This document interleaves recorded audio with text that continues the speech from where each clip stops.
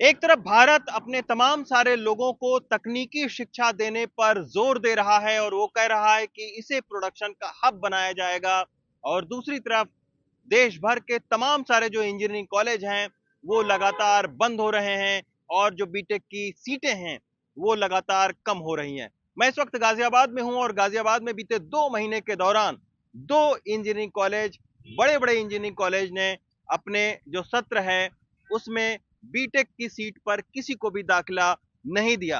क्यों नहीं दिया वो हम आगे चलकर आपको बताएंगे। लेकिन 2018 में नाले के गैस से चाय बनाने का जो पायलट प्रोजेक्ट है उसको लॉन्च करके सुर्खियों में आया ये इंद्रप्रस्थ इंजीनियरिंग कॉलेज ने भी अपने पहले जो इस सत्र की शुरुआत होती है उसको जीरो कर दिया है, और इस बार किसी भी अपने बीटेक के पाठ्यक्रम में किसी भी छात्र को दाखिला नहीं दिया है। उसका ये कहना है कि चूंकि 1000 सीटें हैं और दाखिला सिर्फ 400-500 में हो रहा है, इस वक्त क्रेज घट गया है। अगर हम बात करें सिविल इंजीनियरिंग की, इलेक्ट्रिकल इंजीनियरिंग की, मैकेनिकल इंजीनियरिंग की, तो इसके वजह से इस कॉलेज को इस बार वो दाखिला बीटेक में किसी को नहीं दे रहे हैं। हमने तमाम सारे छात्रों से बात की। छात्रों का कहना है कि इस घोषणा के बाद में बहुत सारी जो फैकल्टी है वो भी छोड़ छोड़ के जा रही है, और जो थर्ड ईयर फोर्थ ईयर के जो छात्र हैं उनको अपने भविष्य की चिंता सता रही है, और इसी के चलते तमाम सारे छात्रों ने कुछ दिन पहले इसी कॉलेज के सामने धरना प्रदर्शन दिया था और बाकायदा कॉलेज के प्रबंधन से बात किया था कि उनका क्या होगा। हालांकि कॉलेज प्रबंधन ने उनको आश्वासन दिया कि जब तक फोर्थ ईयर पाठ्यक्रम कंप्लीट नहीं हो जाता है, पूरा नहीं हो जाता है, तब तक इंजीनियरिंग कॉलेज को बंद नहीं किया जाएगा। लेकिन एक चिंता का सवाल है क्योंकि गाजियाबाद के इंद्रप्रस्थ इंजीनियरिंग कॉलेज और कृष्णा इंजीनियरिंग कॉलेज ये दोनों ही बहुत ही प्रतिष्ठित इंजीनियरिंग कॉलेज माने जाते हैं, और यहाँ पर अगर दाखिला नहीं हो रहा है, इनको बंद करना पड़ा है, तो आप सोच सकते हैं कि दूसरे इंजीनियरिंग कॉलेज का क्या हाल होगा। अभी हम आपको कृष्णा इंजीनियरिंग कॉलेज में भी लेकर चलते हैं और वहां पर कुछ छात्रों से बातचीत करके ये आपको बताने की कोशिश करेंगे कि आखिर अलग अलग जगहों के जो इंजीनियरिंग कॉलेज हैं वो क्यों बंद हो रहे हैं।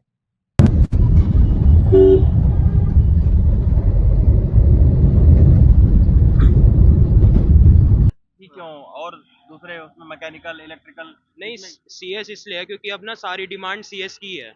अच्छा। अब मैकेनिकल और उसकी थोड़ी अब कम हो गई है, तो डिमांड के ऊपर है सारा। जॉब नहीं मिलती आगे, सबसे बड़ी बात। जॉब नहीं मिलती है। अगर प्राइवेट से कर रखे तब जॉब नहीं मिलती, वैसे जॉब मिल जाएगी अगर तुमने गवर्नमेंट से कर रखा है या किसी और जगह से कर रखा है। जॉब मिलने का नहीं है, वो मिल जाएगी लेकिन टाइम पीरियड बढ़ जाएगा। इन स्कीम्स लेके जॉब थोड़ी लेट मिलती है, लेकिन सीएससी में थोड़ी जल्दी अच्छा। अच्छा, तो आप कह रहे हैं कि जॉब नहीं मिलती है, उसके वजह से इलेक्ट्रिकल, मैकेनिकल और इन सब चीजों की ओर रुझान कम हुआ है। जॉब। सर, सीएस में थोड़ा जॉब अपॉर्चुनिटी ज़्यादा है बाकी स्ट्रीम के मुकाबले। इलेक्ट्रिकल में लोगों को लगता है कि हमें थोड़ा जॉब मिलने में मुश्किल होगी, तो सर इसलिए। और आप लोगों की बातचीत होती है तो वो क्या बोलते हैं जो दूसरे स्ट्रीम से कर रहे हैं? सर बाकी के स्ट्रीम के तो यही है, थोड़ा जॉब में आजकल मतलब कॉलेज में भी कंपनियां आती नहीं है बाकी स्ट्रीम की, तो इसलिए वो भी आजकल सीएस की ब्रांच में जा रहे हैं जॉब के लिए। इलेक्ट्रिकल के भी वो भी सीएस में जा रहे हैं। अच्छा, तो इसलिए ये इलेक्ट्रिकल के भी सीएस में जा रहे हैं? इलेक्ट्रिकल के भी सीएस में जा रहे हैं। तो मतलब इलेक्ट्रिकल और मैकेनिकल इन सब में बच्चे कम हैं क्या? हाँ कम है, बहुत ज़्यादा कम है। अब तो एडमिशन भी नहीं हो रहा है कॉलेज में। अच्छा।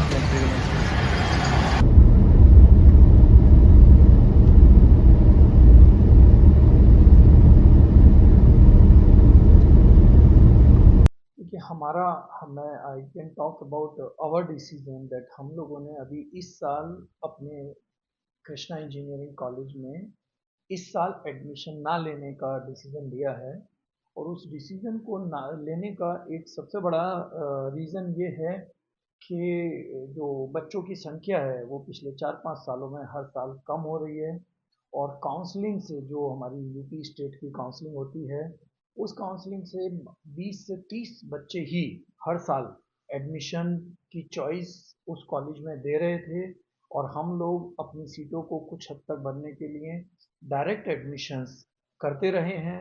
और डायरेक्ट एडमिशन में लेकिन वो मेरिट होल्डर बच्चा नहीं आता था, तो वी फील कि क्वालिटी एजुकेशन कहीं ना कहीं हम बच्चों की एजुकेशन को जस्टिफाई नहीं कर पा रहे हैं। और हमने इसीलिए सिर्फ इसको डिसीजन लिया कि हम आगे इस साल से अपने कॉलेज में नए बच्चों का एडमिशन नहीं ले पाएंगे। And in nutshell I can say कि भाई थोड़ा फाइनेंशियल स्टेटस खराब होने की वजह से due to less number of admissions ये डिसीजन लिया गया है। एडमिशन में कमी आने का according to me, I am just giving my view, कि सबसे बड़ा रीज़न है कि हमारी स्टेट में जो कॉलेजेस हैं उसमें जो एडमिशन की प्रक्रिया है वो बहुत डिले चल रही है। और डिले चलने की वजह से जो स्टेट का बच्चा है या दिल्ली एनसीआर का बच्चा है, वो बच्चा प्राइवेट यूनिवर्सिटीज़ की तरफ रुख कर रहा है, क्योंकि प्राइवेट यूनिवर्सिटीज़ में सेशन इन टाइम शुरू हो रहा है और वहाँ पर जो नंबर ऑफ सीट्स हैं वो डिमांड के हिसाब से वो प्राइवेट यूनिवर्सिटीज़ अपनी सीटें खुद बढ़ा लेती हैं। और आपको पता होगा अभी पिछले 2-3 सालों से बच्चों का रुख सिर्फ कंप्यूटर साइंस ब्रांच की तरफ मुड़ा है, जो कि आइडियली ठीक नहीं है किसी भी देश के लिए या किसी भी स्टेट के लिए, क्योंकि engineering is all about mechanical, electrical and electronics. But चूंकि प्लेसमेंट की जो अपॉर्चुनिटी है वो 90% से ज़्यादा bulk placement is available only in IT industry, तो बच्चों का जो रुख है वो computer science and related branches में बढ़ा है, जिसकी वजह से प्राइवेट यूनिवर्सिटीज़ अपनी सीटों को मनचाहे तरीके से बढ़ा रही हैं और बच्चा उन यूनिवर्सिटीज़ में एडमिशन ले रहा है। और प्राइवेट कॉलेजेस जो एफिलिएटेड कॉलेजेस हैं वहाँ पर ये फ्रीडम नहीं है, क्योंकि हमारी सीटें एआईसीटी से सैंक्शन होती हैं और यूनिवर्सिटी से एफिलिएट होती हैं, तो हम अपने एक फिक्स नंबर पे ही एडमिशन कर सकते हैं। और वो प्रोसेस भी हमारा we have to wait till the end, जब तक गवर्नमेंट की सारी काउंसलिंग प्रक्रिया पूरी नहीं हो जाती। तो मुझे ऐसा लगता है 2 रीज़न है, एक डिले होना प्रोसेस ऑफ एडमिशंस, एंड दूसरा प्राइवेट यूनिवर्सिटीज़ में बहुत ज़्यादा सीटों का अवेलेबल होना। ये 2 रीज़न मुझे लगते हैं कि प्राइवेट इंस्टीट्यूशंस में एडमिशंस कम होने के।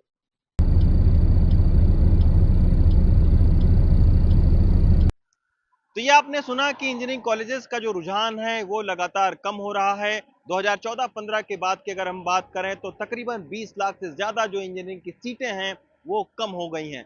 कंप्यूटर साइंस के अलावा अगर मैकेनिकल, इलेक्ट्रिकल और सिविल इंजीनियरिंग की बात करें तो 50% से ज़्यादा सीटें जो है वो इनकी खाली रह जाती हैं। यही वजह है कि लगातार इंजीनियरिंग कॉलेजेस जो हैं वो या तो अपनी सीटें घटा रही हैं इन इलेक्ट्रिकल, मैकेनिकल और सिविल इंजीनियरिंग की, या वो बंद हो रहे हैं। दूसरी बात ये भी है कि जो इन इंजीनियरिंग कॉलेजेस की गुणवत्ता है वो उसके ऊपर तमाम सारे सवाल उठ रहे हैं। लोग ये कह रहे हैं कि ये ऐसे टेक्नोक्रेट नहीं पैदा कर पा रहे हैं जिनकी बाजार में डिमांड है।